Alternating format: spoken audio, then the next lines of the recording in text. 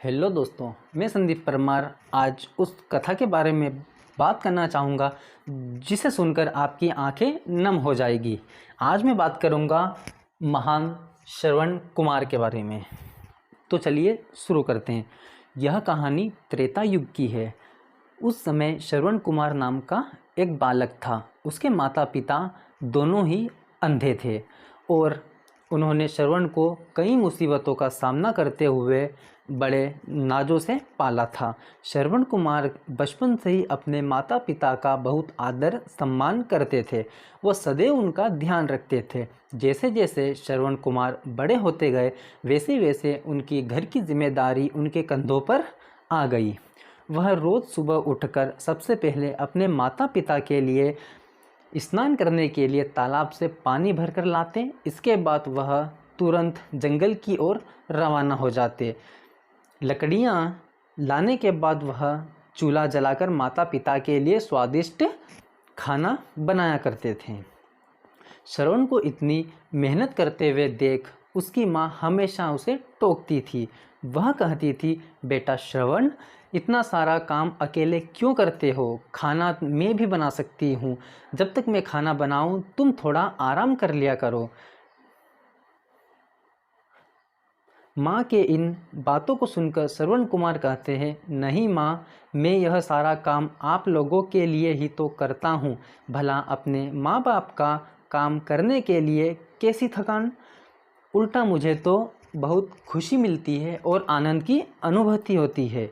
श्रवण कुमार की इन बातों को सुनकर उनकी माँ भावुक हो गई। वो रोज़ भगवान से प्रार्थना करती, हे प्रभु, इतना ध्यान रखने वाला श्रवण कुमार जैसा बेटा हर माता पिता को मिले, हर घर में पैदा हो। श्रवण के माँ बाप नियमित रूप से भगवान की आराधना पूजा करते थे। वह उनके लिए फूल और पूजा का अन्य सामग्री लाते, फिर खुद भी बिना देर किए माता पिता के साथ पूजा में शामिल हो जाता। श्रवण कुमार धीरे धीरे बड़ा हुआ और जल्दी से घर के कार्यों को ख़त्म करके बाहर काम पर निकल जाता, क्योंकि उसके कंधों पर जिम्मेदारी बढ़ती ही जा रही थी। एक दिन श्रवण अपने माता पिता के साथ बैठा था। तभी उन्होंने श्रवण से कहा, बेटा, तुमने हमारी हर ख्वाहिश पूरी की है। अब हमारी केवल एक ही इच्छा है जिसे हम पूरी करना चाहते हैं। यह सुनकर श्रवण ने उनसे पूछा, ऐसी कौन सी इच्छा बाकी है जिसे आप पूरा करना चाहते हो? आप केवल आदेश दें, मैं आपकी हर खुशी को पूरा करूँगा। इस पर श्रवण के पिता ने कहा, बेटा, अब हम बूढ़े हो चुके हैं और हम चाहते हैं कि मरने से पहले तीर्थ यात्रा की जाए।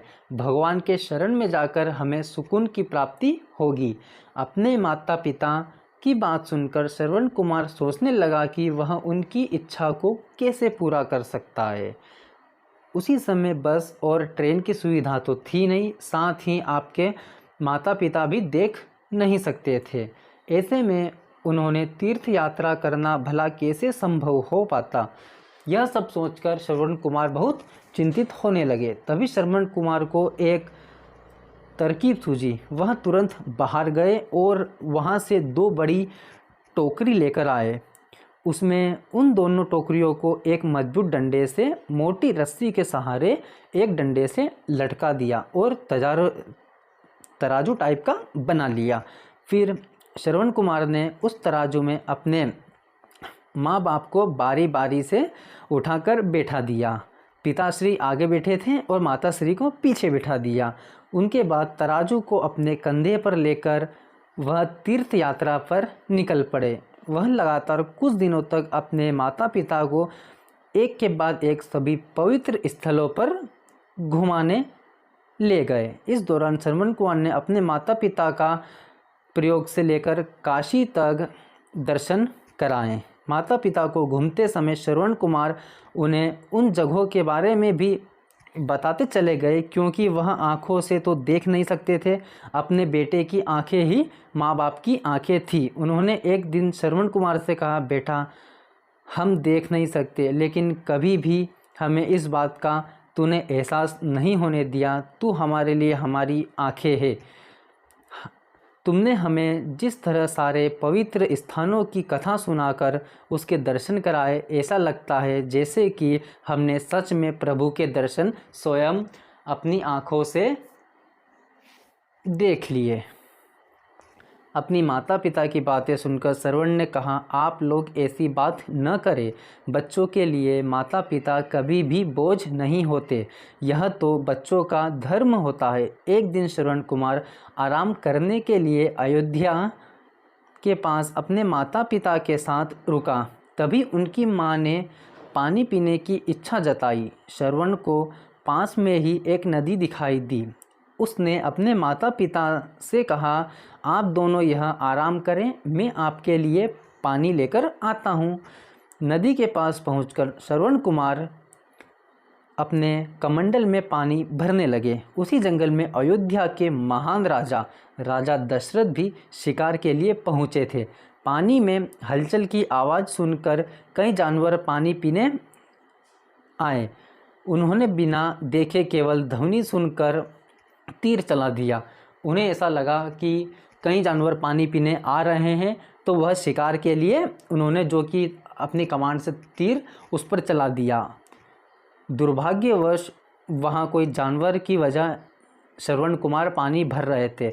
वह तीर जाकर श्रवण कुमार के सीने में लग गया। वहीं से वह चिल्लाए और चिल्लाकर अपने माता पिता का स्मरण किया। उसके बाद राजा दशरथ जब अपने शिकार को देखने पहुँचे तो वह श्रवण था।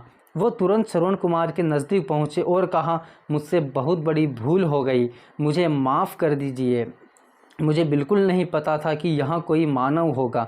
मैं इस गलती का पश्चाताप करने के लिए क्या करूँ कि आप मुझे माफ़ कर दें। तभी कर्राते हुए श्रवण कुमार ने कहा, यहाँ से थोड़ी ही दूर जंगल में मेरे माता पिता बैठे हैं, उन्हें काफ़ी प्यास लगी है। आप उन तक यह पानी पहुँचा दीजिए और मेरे बारे में उन्हें कुछ भी न बताएं। इतना कहकर श्रवण कुमार की सांसें रुक गई। श्रवण कुमार की मौत से राजा दशरथ सुन्न पड़ गए। किसी तरह वह श्रवण कुमार के बताए अनुसार जल लेकर उनके माता पिता के पास पहुँचे। श्रवण के माता पिता अपने बेटे की आहट को बखूबी जानते थे। जब राजा दशरथ उनके करीब पहुँचे तो उन्होंने आश्चर्य से पूछा, तुम कौन हो और हमारे श्रवण को क्या हुआ, वह क्यों नहीं आया? राजा दशरथ उनके सवालों का जवाब नहीं दे पाए। उन्होंने चुपचाप पानी उनकी तरफ बढ़ा दिया। तभी श्रवण की माँ ने स्वर में चीखते हुए कहा, तुम कौन हो और मेरा बेटा कहाँ है, ये बताते क्यों नहीं हो? श्रवण की माँ की चिंता देखकर राजा दशरथ ने कहा, माँ मुझे माफ़ कर दो। शिकार करते समय जो मैं तीर शिकार को मारना चाहता था वह गलतीपूर्वक आपके बेटे को जा लगा, जिससे आपका बेटे की मृत्यु हो गई। राजा दशरथ की यह बात सुनकर श्रवण की माँ ज़ोर ज़ोर से रोने लगी। उन दोनों ने अपने बेटे की मौत का गम में राजा दशरथ के लाए हुए पानी को हाथ तक नहीं लगाया। श्रवण के पिता ने तभी राजा दशरथ को पुत्र वियोग का श्राप दिया। कुछ ही देर बाद श्रवण के माता पिता ने भी अपने प्राण त्याग दिए। बताया जाता है कि श्रवण कुमार के पिता के श्राप के परिणाम स्वरूप ही राजा दशरथ को अपने पुत्र राम से दूर रहना पड़ा था। राजा दशरथ की भी मौत उसी प्रकार तड़प तड़प के हुई थी जिस प्रकार श्रवण कुमार के माता पिता तड़प तड़प कर अपने प्राण त्यागे थे।